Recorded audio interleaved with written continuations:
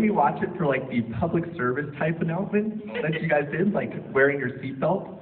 So one of my lifelong goals, and you're here now, so I'd love it if you fulfilled it, if you could say something like, "Holy seatbelt, Brandon, buckle up." Say that to me.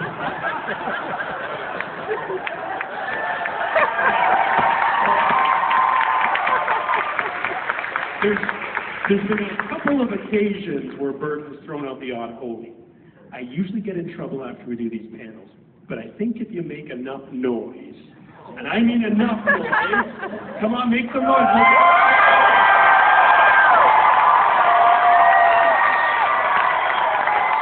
So what is it you'd like me to say? I would love to hear, "Holy seatbelt, Brandon, buckle up." Holy seatbelt, Brandon, buckle up!